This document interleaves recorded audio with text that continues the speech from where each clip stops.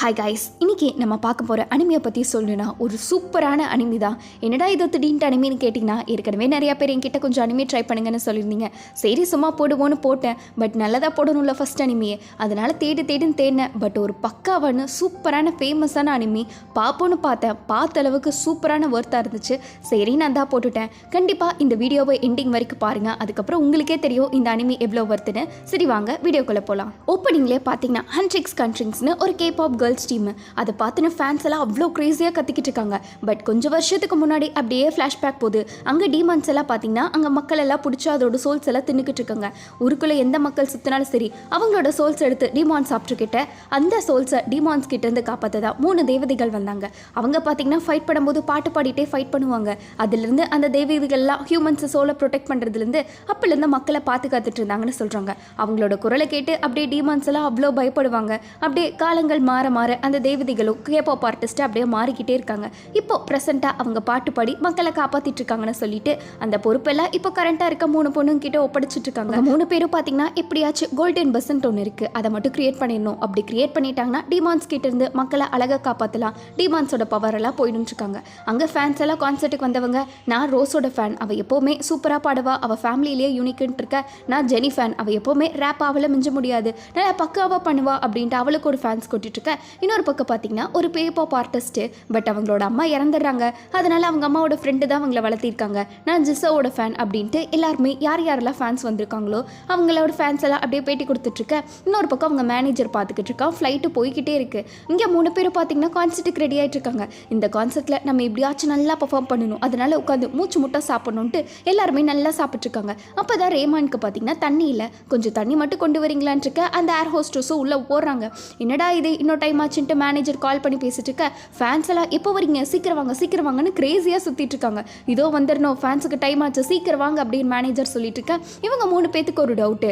அப்போதான் இவங்க எல்லாம் நல்லா கவுட் பண்ணும்போது அங்கே இருக்கிறதுலாம் டிமான்ஸ்ன்னு தெரியுது. அந்த லேடியெல்லாம் பார்த்தீங்கன்னா பயத்தில் தண்ணிக்கு பதிலாக காஃபியை கொண்டு வந்து செடியில் ஊற்றிக்கிட்டு இருக்கா. நீ என்ன டிமான்ஸ்ன்னு எனக்கு கண்டுபிடிக்க முடியாதுன்னு நினச்சியான்ட்டு அவளோட சிம்பிள் வேற இருக்கு, அந்த டிமான்ஸோட சிம்பிள். அதெல்லாம் பார்த்துக்கிட்டு இருக்க. கூட இருக்க எல்லா டிமான்ஸும் வந்துடுறாங்க. இப்போ ஃப்ளைட்டை எப்படியாச்சும் டிலே பண்ணணுன்ட்டு அவங்களாம் போட்டுக்கிட்டு இருக்க, பாடக்கூடாதுன்ட்டு அதையும் பார்க்கலான்ட்டு இவங்க 3 பேரும் பார்த்தீங்கன்னா எழுதி வச்ச பாட்டை அப்படியே ப்ராக்டிஸ் பண்ணி பாடிக்கிட்டு இருக்காங்க. அப்படியே இவங்க பாட்டை பாடிக்கிட்டே அந்த டிமான்ஸ் எல்லாம் தோக்கடிச்சிட்டு நடுவில் அப்படியே சந்தில் ரேமானும் சாப்பிட்ருக்க. அவங்களாம் பயந்து ஓடிக்கிட்டு இருக்காங்க. எங்ககிட்டயாடா போட்டிங்கன்ட்டு. ஃப்ளைட்டு தானே இல்லை, பறந்தே போவேண்டான்ட்டு அப்படியே பறக்கடிச்சிக்கிட்டே கான்சர்ட்டுக்கு ஸ்ட்ரெயிட்டாக போயிடுறாங்க. இவங்க அப்படியே பாடுற பாட்டெல்லாம் சூப்பராக இருக்கும், அப்படியே கேபாப்பில் பாடுற மாதிரி. அவங்க போகிறத பார்த்து ஃபேன்ஸ் எல்லாம் மேலேருந்தே பறந்து வந்து சூப்பரான என்ட்ரி கொடுக்குறாங்கன்ட்டு இவங்க அந்த டிமான்ஸ் அழிக்கிறதுலாம் சூப்பரான சைடு எஃபெக்ட்னு நினச்சிட்டு அவங்க பாடிக்கிட்டு இருக்க. இங்கே ஒரு பக்கம் வாடி மாஸ்க் காட்டிக்கிட்டு இருக்காங்க. ஃபேன்ஸ் எல்லாம் ஒரே குஷியாயிட்டாங்க. ஹண்ட்ரிக்ஸ் வந்துட்டீங்க, ஹண்ட்ரிக்ஸ் அப்படின்ட்டு அவங்களாம் அவ்வளோ சந்தோஷமாக பாடிக்கிட்டு இருக்க. நாங்கள் தாண்டே எப்போவுமே ராக்குங்கிற மாதிரி அவங்க பாடி அதை உலகத்தை ப்ரொடெக்ட் பண்ணிட்டு இருக்கிறத காட்டுறாங்க. இதெல்லாமே அந்த டிமான்ஸ் இருக்கான்ல, அவங்க கிட்ட இன்ஃபர்மேஷன் கொடுக்கலான்ட்டு ஒரு டிமான் போயிருக்கான். ஆனால் டிமானோட ஹெட்டு பார்த்தீங்கன்னா விட்டா சாப்பிட்ருவான் போல.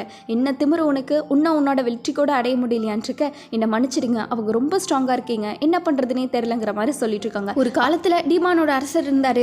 அவர் மக்களோட சோல்ஸ் எல்லாம் எந்த ஒரு பிரச்சனையும் இல்லாமல் அழகாக வாழ்ந்துகிட்டு இருந்தார். அதுக்கப்புறம் ஏஞ்சல்ஸ் எல்லாம் வந்தாங்க. வந்ததுக்கப்புறம் இவரோட நிலைமையெல்லாம் அப்படியே போச்சு.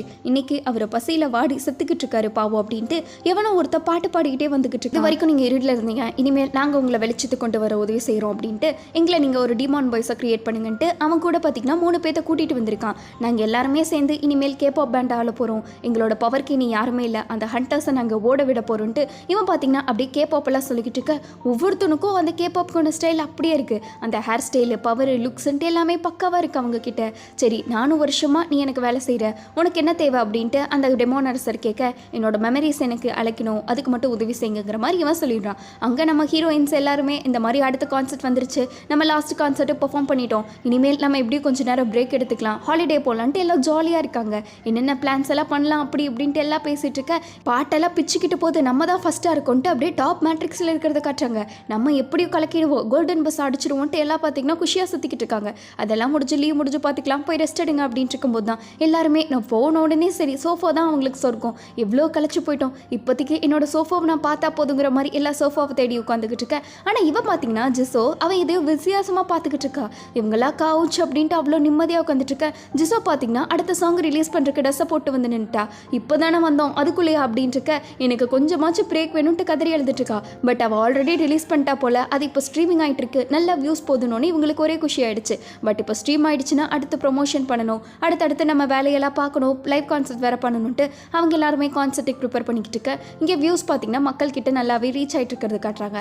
ஆல்பமே எப்படியா டாப்பு டக்கராக இருக்குது. அதில் எல்லாருமே பார்த்துக்கிட்டு இந்த பாட்டை தான் நான் எதிர்பார்த்தேன் அப்படின்ட்டு கோல்டன் சாங் தான் அதோட பேர். அதுக்கெல்லாம் இன்டர்வியூ கொடுத்துட்ருக்காங்க. இதெல்லாம் எங்களோட வாழ்க்கை கதையை பற்றி இருக்குது, நாங்கள் பட்ட கஷ்டத்தை பற்றி இருக்குன்ட்டு. என்னதான் நல்லா பேசினாலும் ஜிசோ மட்டும் பார்த்தீங்கன்னா ஏதோ ஒரு மனசில் எதையோ தாகத்தோடு இருக்கா. ஏன்னா அவள் உடம்புலேயும் அந்த டீமானோட காயங்கள் இருக்கும்ல, அதெல்லாம் இருக்குது. அதெல்லாம் மறைச்சிட்டு இவள் பாட்டு பாட்டுக்கு ரெடி ஆகிட்டு இருக்க. நமக்கு ஒன்றுமே புரியல இவ டீமானா ஹண்டரா அப்படின்ட்டு. இன்னொரு பக்கம் அவங்களாம் பர்ஃபார்ம் பண்ணிக்கிட்டு இருக்காங்க, மக்கள்லாம் வெளியே பார்த்துட்டு இருக்காங்க. ப்ராக்டிஸ் பண்ணும்போது ஜிசோக்கு பார்த்தீங்கன்னா வாய்ஸ் வர மாட்டேது, கிராக் ஆகிடுச்சு. என்னாச்சு நீ ஓகே தானே அப்படின்ட்டு இருக்கா. மறுபடியும் ப்ராக்டிஸ் பண்ணுறாங்க. பட் அவனால் ஹை நோட்டே பார்த்தீங்கன்னா ரீச் பண்ண முடியல. என்னடா ஆச்சு எனக்கு திடீர்னு என் குரலுக்கு என்னாச்சுன்ட்டு அவள் பார்த்தீங்கன்னா கொஞ்சம் நேரம் பிரேக்குன்ட்டு போயிட்டுருக்க. அங்கே ஃப்ரெண்ட்ஸ் எல்லாம் கதறிக்கிட்டு இருக்கானுங்க, எப்படியாச்சும் பார்க்கணுன்ட்டு சீக்கிரமாக வந்து ஆகணும்னு இருக்க. அப்போ தான் இவ கொஞ்சம் ஒரு யோசிச்சு பார்க்குறா. 10,000 ஃபேன்ஸ் இருக்காங்க, நம்ம எப்படியாச்சும் பாடி ஆகணும், அவங்கள ஏமாற்ற முடியாது, நான் செட் பண்ணி ஆகணும்ன்ட்டு கொஞ்சம் குட்டி ஃப்ளாஷ்பேக் போகுது. என்னன்னா இவ சின்ன வயசில் இருந்திருப்பா பார்த்தீங்களா, அப்போவே இவ்வளோ வளர்த்துருப்பாங்களா. அவங்க சொல்லியிருப்பாங்க நீ ஒன்றும் டீமான்ல இல்லை, நீயும் ஹண்டர் தான்ட்டு. அவங்க அம்மா இறந்துருப்பாங்க. நிஜமாலுமே எல்லாமே பிரச்சனை சரியாயிடுமான்னு இருக்க. ஆமாம், நீ கோல்டன் பஸ்ஸை கிரியேட் பண்ணிட்டேன்னா உன்னோட டிமாண்ட் சிம்பிள்லாம் போயிடும், நீ ஒரு ஹண்டராக மாறிடுவேன்ட்டு சொல்லியிருப்பாங்க.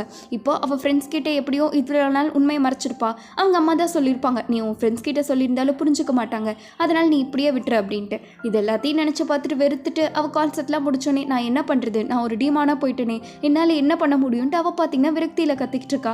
பட் இப்போதைக்கு அவள் வாய்ஸ் கூட பார்த்தீங்கன்னா டீமானாக வருது. அவங்க ஃப்ரெண்ட்ஸ் எல்லாம் என்ன நீ ஓகே தானே, என்ன ஆச்சுன்னு இருக்க.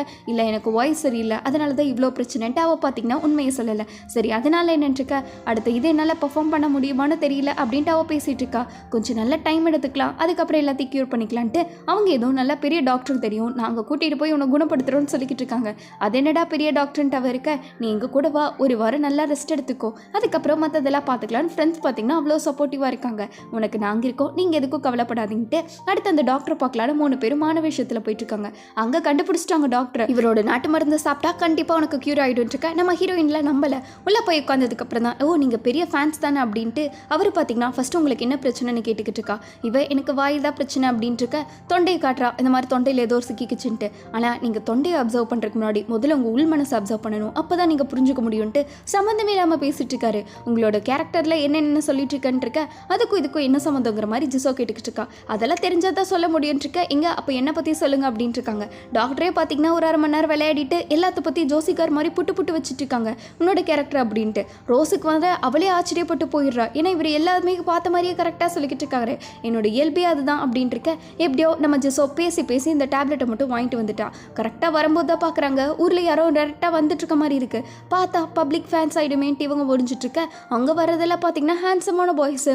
என்னடா இது இவ்வளோ ஹேண்ட்ஸமாக இருக்கானுங்க, இவங்க பார்த்ததே இல்லையன்ட்டு அவன் நினச்சிட்டு இருக்க. அப்போ கரெக்டாக பார்த்தீங்கன்னா இதில் ஜொல்லு விட்டுட்டு பார்த்துக்கிட்டு இருக்காங்க. நம்ம ஹீரோயின்லாம் அவ்வளோ யாரா அப்படின்னு பார்த்துக்கிட்டு இருக்கா. பட் இவளே பார்த்து மயங்கிற அளவுக்கு நடுவில் ஒருத்தர் வரான் பாருங்க. பார்த்த உடனே இவள் லவ் அட் ஃபர்ஸ்ட் சைட் மாதிரி விழுந்துடுறா. போகும்போது கரெக்டாக இவன் இடிச்சிட்டு வேற போக நம்ம ஹீரோயினுக்கு பார்சலே கீழே விழுந்துடுது. என்னடா இது இவ்வளோ அழகாக இருக்கான்ட்டு அவன் அழகுலேயே சேர்த்து இவன் மயங்கி விழுந்துட்டு இருக்க. அதுக்கப்புறம் தான் 3 பேர் பார்க்குறாங்க. அவங்கெல்லாம் அந்த கேபாப் இருக்குல்ல அதுக்கு வந்திருக்கான். அப்படியே 3 பேர் ரோட்லேயே ஸ்டெப்பை போட்டு ப்ராக்டிஸ் பண்ணிக்கிட்டு இருக்க. இவங்களுக்கு இதாயிடுச்சு, என்னடா இது போட்டிக்கு வந்துட்டான் போலன்ட்டு. அங்கே ஃபேன்ஸ் எல்லாம் பார்த்தீங்கன்னா அலறிக்கிட்டு இருக்காங்க. அப்படியே அலறும்போது தான் இவங்க கொஞ்சம் நல்லா பார்க்குறாங்க. யாரா இவனுங்க நேற்று வந்தவனுங்க நமக்கு போட்டி போட்டுட்ருக்கான்னு. உத்து பார்த்ததுக்கு அப்புறம் தான் தெரியுது இந்த டிமான்ஸ் எல்லாம் இருக்கும்ல அதோட சிம்பிளாக அவனுங்க கையில் தெரிஞ்சுக்கிட்டு இருக்குன்ட்டு. அப்போ இவங்களுக்கு புரிஞ்சிருது, ஓ வந்திருக்கிறது டிமான்ஸ் பாட்டு பாடி மக்களை இது பண்ணுறாங்கன்ட்டு. பப்ளிக்காங்காட்டி இவங்க இப்படால போய் சண்டையும் போட முடியல. அதனால கூட்டத்தில் ஒரு ஓரமாக இருந்துட்டு இவனுங்களை நம்ம எப்படியும் வளர விடக்கூடாது, சீக்கிரமாக முடிச்சிடணுன்னு இருக்க. அவனுங்க பார்த்தீங்கன்னா அவனுங்களை பவரை கொஞ்சமாக பறக்க விட்டுக்கிட்டு இருக்காங்க. இன்னைக்கு நைட்டு ஷோலெல்லாம் வேற காம்படிட் பண்ண போகிறோம், நீங்களும் வந்து பாருங்க அப்படின்ட்டு ஆடியன்ஸ் இழுத்துட்டு இருக்க. இதுக்கு நம்ம விடக்கூடாது, எப்படியாச்சும் இன்னைக்கே முடிச்சிடணுன்ட்டு கேர்ள்ஸ் எல்லாம் சரியான வெறியாயிட்டாங்க.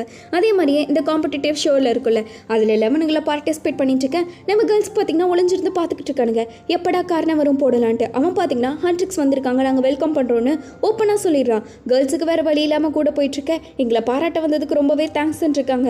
அதெல்லாம் இப்போ கேட்ட மாட்டான்ட்டு அவங்களும் வந்துட்டு இருக்காங்க பயத்தில்.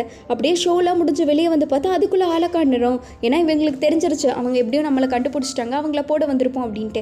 அதே மாதிரி அவனுங்களாம் ஃபாலோ பண்ணி போயிட்டுருக்க. அவனுக்கெல்லாம் அப்பப்போ டிமான்ஸாக மாறிக்கிட்டு இருக்கானுங்க. எங்களோட சுயரூபத்தை கண்டுபிடிச்சிட்டிங்க போலன்ட்டு அவனுங்க அவங்க ஆள் அனுப்ப இவங்களாம் ஃபைட் பண்ணிக்கிட்டு இருக்கேன்ட்டு சரியான ஃபைட்டிங் ஓடுது. நம்ம ஹீரோயின்லாம் வெறித்தனமாக ஓடிக்கிட்டு இருக்கா ஜிசோ. அதுங்க பார்த்தீங்கன்னா டெமான்ஸ் வந்துக்கிட்டே இருக்காங்க, இவங்களும் அடிச்சுக்கிட்டே இருக்கானுங்க.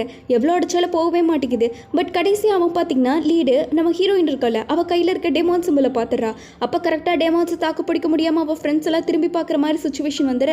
அப்போ கரெக்டாக இவன் தான் பார்த்தீங்கன்னா டக்குன்ட்டு ஏதோ ஒரு பேண்டேஜ் ஆட்ட கட்டி விட்டுறான். கட்டி விட்டதுக்கப்புறம் அவளும் அவள் ஃப்ரெண்ட்ஸை பார்க்காத முடியும் போய் சண்டை போட்டு எப்படியோ ஜெயிச்சிடுறான். அங்கே கரெக்டாக மேலே போயிட்டு இருக்கும்போது தான் இவனுக்கு ஒரே டவுட்டு, எப்படா ஒரு டிமாண்ட் கையில் இருக்குன்ட்டு. அங்கே கேப்பாப் உள்ளே வந்தோடனே எல்லாம் கதறிக்கிட்டு இருக்கானுங்க. எப்படியோ சாதிச்சிட்டிங்க, நாங்கள் கூட நினச்சி பார்க்க முடியல, இனிமேல் சாரா பாய்ஸ் அப்படின்ட்டு தான் இருக்க. எப்படியோ என்னோட சிம்பிள் ஒரு பொண்ணுக்கிட்ட இருக்குது, பட் அவளை என்னால் கண்ட்ரோல் பண்ண முடியல டேமான் சொல்லிக்கிட்டு இருக்கான். அதை நான் எப்படியோ பார்த்துக்கிறேன், இனிமேல் நீங்கள் எதை பற்றி கவலைப்படாதீங்கன்ட்டு அவன் பார்த்தீங்கன்னா டிமாண்ட்க்கு அப்படியே உதவி செய்கிற மாதிரி இருக்கேன், நான் உனக்கு நல்லா சொல்லி கொடுத்துருக்கேன்னு இருக்காங்க. இன்னொரு பக்கம் இந்த ஹாட் ட்ரிக்ஸ் இருக்காங்களே, அவங்களோட பவரெல்லாம் குறைஞ்சிக்கிட்டே வர்றதை பார்த்துட்டு இருக்காங்க. ஃபேன்ஸு கொஞ்சம் கொஞ்சமாக அவங்கள விட்டு போயிட்டு இருக்காங்க. எப்படியாச்சும் நம்ம இதெல்லாம் திருப்பி கண்ணே ஆகணும், கொஞ்சமாச்சும் சீரியஸாக இருங்கன்ட்டு அவங்கள கதறிக்கிட்டு இருக்க. அடுத்த சாங் இந்த டேமான்ஸை பற்றி எழுதலாம், மக்களே அவங்கள வெறுக்கிற அளவுக்கு எழுதலாம், அதுக்கப்புறம் எப்படியோ அவனுக்கு ஓடி தான் ஆகணும்ட்டு அடுத்து ஜிசோ ஒரு ஐடியா கொடுக்க அதே மாதிரியே பாட்டும் எழுத ஸ்டார்ட் பண்ணுறாங்க. அடுத்த வாரம் ரிலீஸ் பண்ணுறோம், மாஸ் காட்டுறோன்ட்டு எல்லாம் சபதம் போட்டு பிளானுக்கு ஒர்க் பண்ணிக்கிட்டு இருக்க. இவ பார்த்தீங்கன்னா டானிக் குடிக்கும் போதெல்லாம் இவளுக்கு ஒரே யோசனை தான் வருது, அந்த சாரா பாய்ஸோட ஹெட் இருக்கான்ல அவனுக்கு உண்மை தெரிஞ்சிருச்சு, அவன் எதனா பண்ணிட்டானா என்ன பண்ணுறதுன்ட்டு அதே குழப்பத்தில் இருக்க. அப்போ ஏதோ ஒரு பறவை வந்து இருக்குது. அங்கே பறவை என்னென்னு போய் பார்க்கலான்ட்டு பார்த்தா அங்கே கூடுக்குள்ளே ஏதோ ஒரு மாதிரி இருந்துட்டு இருக்கு. இவ பயந்துட்டா என்னன்ட்டு. அப்புறம் தான் வெளியே வருது ஒரு சின்ன பூனை மாதிரி இருக்குது. பட் பூனை பார்த்தீங்கன்னா பார்க்கதான் அவ்வளோ கொடூரமாக இருக்குது, ரொம்பவே க்யூட்டாக நைஸாக இருந்துட்டு இருக்கு. ஹீரோயின் யார் அனுப்பிச்சிருக்கா ஒன்று அப்படின்ட்டு இருக்கு. அது பார்த்தீங்கன்னா ஒரு லெட்டரை மட்டும் கொண்டு வருது. அந்த ஹெட் இருக்கான்ல அவன் தான் அனுப்பிச்சிருக்கான், அதுவும் இப்போவே பார்க்கணும்னு சொல்லியிருக்கான். இவ பார்த்தீங்கன்னா வரவே முடியாதுன்னு கத்திட்டு இருக்க. அதை இடத்த காட்டி கூட்டிகிட்டு போயிட்டுருக்கு. சரி இன்னைக்கே போய் ஒரு டீலிங்கை முடிச்சுட்டு வந்துடுவோம் இவன்ட்டு. இவ பார்த்தீங்கன்னா அவ்வளோ கோவமாக போயிட்டுருக்கா. அது ஒரு பூனை பார்த்தீங்கன்னா ஒரு இடத்துக்கு போய் நிற்குது. நின்ன உடனே அந்த பூனை காணோம், கரெக்டாக அவன் வந்துட்டான். இந்த மாதிரி கொஞ்சம் பொறுமையாக பேசு, உனக்கு எப்படி அந்த சிம்பிள் வந்துச்சுன்னு சொல்லிட்டு இருக்க. அவள் கத்தி எடுத்தவ கம்முன்னு வைக்கிற மாதிரி இல்லை, உன்னை கொண்டுட்டு தான் நான் சொல்லுவேன்ட்டு அவள் பார்த்தீங்கன்னா அடைக்கலமாக அழுந்துட்டுருக்கா. எப்படியோ நான் ஒரு காலத்தில் ஒரு பாவம் பண்ணேன், அது என் குடும்பத்தை பாதிச்சிச்சு, நாங்கள் ஏழ்மையில் வாழ்ந்துட்டு இருந்தோம், அப்போது எனக்கு நல்லா ராஜ வாழ்க்கை வாழணும்னு ஆசையாக இருந்துச்சு, அதனால நான் என் குடும்பத்துக்காக என்னை காப்பாற்ற முடியல, நான் மட்டும் அரச வாழ்க்கை வாழணும்னு சொல்லிட்டு என் குடும்பத்தை தண்ணி விட்டுட்டேன். பாவம் அவங்க தவச்சிக்கிட்டு இருந்தாங்க, கடைசியில் நான் மட்டும்தான் சந்தோஷமாக வாழ்ந்தேன், குடும்பத்தை கூட என்னால் காப்பாற்ற முடியலன்ட்டு அவன் பார்த்தீங்கன்னா ஏதோ ஒரு குற்ற உணர்ச்சியிலேயே வாழ்கிற மாதிரி அவன் ஃபீல் பண்ணி சொல்லிக்கிட்டு இருக்க. நம்ம ஹீரோயினுக்கு பார்த்தீங்கன்னா உனக்கு அந்த மாதிரி எதனா ஒரு குற்ற உணர்ச்சி இருக்கும்ல, அது என்னென்னு கேட்டுக்கிட்டு இருக்கான். இந்த மாதிரி டேமான்ஸ் எல்லாம் ரொம்ப குற்ற உணர்ச்சியானவங்க, அதனால தான் அவங்க பாவம் எப்போவுமே அவங்கள ஃபீல் பண்ணிக்கிட்டே இருப்பாங்க, எல்லா டேமான்ஸும் கெட்டவங்க இல்லைன்னு சொல்லிட்டு இருக்க. என் மைண்டெல்லாம் மாற்ற முயற்சி பண்ணது நம்ம ஹீரோயின் அப்போவும் கத்தி எடுத்துகிட்டு தான் வந்துக்கிட்டு இருக்கா. வீட்டுக்கு போய் டெமான்ஸை பற்றி கொடூரமான பாட்டு எழுதுறோன்ட்டு தான் அவள் சபதம் போட்டுட்டு அந்த சாரா பாய்ஸ் இருக்காங்களே அவங்கள டார்கெட் பண்ணி தான் இவங்களாம் பாட்டே ப்ராக்டிஸ் பண்ணிட்டு இருக்காங்க. பட் போக போக பார்த்தீங்கன்னா அவங்களோட வின்னிங்லாம் கொஞ்சம் ஜாஸ்தி ஆகிட்டே போயிட்டுருக்கு. இவங்க டெமான்ஸை ஒரு பக்கம் அழிச்சிக்கிட்டு இருந்தாலும் சரி, மக்களுக்கு எல்லாத்துக்குமே அவங்களோட பாட்டை தான் பிடிக்க ஆரம்பிச்சிருச்சு. இன்னொரு பக்கம் நம்ம ஹீரோயின் உனக்கும் எதனா குற்ற உணர்ச்சி இருக்கான்னு ஒரு டிமாண்ட்டை பேசிகிட்டு இருக்க. அதை ரோஸ் பார்த்துடுறா. பார்த்த உடனே என்ன நீ பேசிகிட்டு இருக்கேன்ட்டு இருக்க, அவள் எதுவும் இல்லைன்ட்டு போகிறா. பட் அவங்க அப்படியே வின்னிங்லாம் ஜாஸ்தி ஆகிட்டு இருக்க, இவங்களுக்கு கொஞ்சம் லூசிங்கும் ஆகிட்டுருக்கு. அடுத்து அவன் ஹீரோ பார்த்தீங்கன்னா நம்ம ஹீரோயினை மீட் பண்ணணும்னு சொல்லிக்கிட்டு இருக்க. இவளும் அவன் கொஞ்சம் நல்லா வந்தான்ட்டு லிரிக்ஸை கொஞ்சம் கொஞ்சமாக மாற்றிக்கிட்டு இருக்கா. இன்னொரு பக்கம் சாரா பாய்ஸில் வளர்ந்துக்கிட்டே போயிட்டுருக்க. இவங்களோட டீம் பார்த்தீங்கன்னா கம்ப்ளீட்டாக டவுன் ஆகிடுது. இந்த ஃபேன் செக்மெண்ட் இருக்குல்ல அதுக்கு கூட பார்த்தீங்கன்னா இவங்களுக்கு அவ்வளோ பேர் வந்திருக்கானுங்க. ஆப்போசிட்டாக வேணும்னே சாரா பாய்ஸ் இருக்கானுங்களே அவங்களும் வேற சேர்த்து வந்திருக்கானுங்க. இப்போ பாதி டீம் இவங்களோட ஃபேன்ஸ் எல்லாமே சாரா பாய்ஸ்க்கு போயிட்டானுங்க. போன உடனே இவங்க என்ன பண்ணுறதுன்னு தெரியாமல் 2 பேரும் கொலிக் பண்ணிக்கலாம் அப்படின்ட்டு ஜீசோ பார்த்தீங்கன்னா ஒரு அழைப்பை கொடுத்துட்றா. அதனால எந்த ஒரு ஃபேன்ஸும் பிரிய மாட்டாங்கன்னு நினச்சிட்டு இவ கொடுத்துக்கிட்டு இருக்க. அங்கே இவளுக்கு ஜெனிக்கெல்லாம் ஒரே குஷியாயிடுச்சு, எப்படியோ 2 பசங்கன்ட்டு. அவன் பார்த்தீங்கன்னா உனக்கு எதனா உன் ஃப்ரெண்ட்ஸுக்கு உண்மை தெரியுமா இல்லையான்ட்டு நக்கல் அடிச்சுக்கிட்டு இருக்க. ஃபேன்ஸ் எல்லாம் நீங்கள் 2 பேரும் ரொம்ப க்யூட்டாக இருக்கீங்க, என்னோட ஃபேவரட் கப்பிள்ஸ் நீங்கள் அப்படின்ட்டு இவங்களை சேர்த்து வச்சு பேசிட்டு இருக்காங்க. ஹீரோயின் கொஞ்சம் வாயை மூடிட்டு இருக்கியா அப்படின்ட்டு இருக்க. ஏன் உனக்கு எதனா குற்ற உணர்வு இருக்கா என்னன்ட்டு அவன் கேட்டுக்கிட்டு இருக்கான். அப்படியே பார்த்தீங்கன்னா ஃபேனோட மீட்டெல்லாம் வந்துட்டு நீங்கள் கப்பலான்னு கேட்டுக்கிட்டு இருக்க. கடைசியில் போதுண்டா அப்படின்ட்டு எல்லாம் கிளம்பிடுறாங்க. கிளம்பும்போது தான் நம்ம ஹீரோயின் கொஞ்சம் கொஞ்சமாக ரிலீக்ஸை மாற்றிட்டு அந்த பூனைக்குட்டியோட வச்சுட்டு இருக்கா. பட் கரெக்டாக இவ டெமான்ஸ் எல்லாம் நல்லவங்களா இல்லையா இல்லை அவங்களும் கேட்டவங்களான்ட்டு யோசிச்சுட்டு இருக்க. ரோஸ் பார்த்தீங்கன்னா கதவை தட்டிக்கிட்டு இருக்கா. இவகிட்ட பார்த்தீங்கன்னா அவனோட ஷீட்டு வேற, அதோட அவனோட பெட்டு இருக்குள்ள அந்த பூனைக்குட்டி அது வேற இவ ரூமில் இருக்கு. அவள் வந்து உள்ளே பேசிக்கிட்டு இருக்கா, அந்த பூனைக்குட்டி உள்ளே படுத்துட்டு இருக்கேன்ட்டு அதோட இந்த எபிசோட் முடிக்கிறாங்க.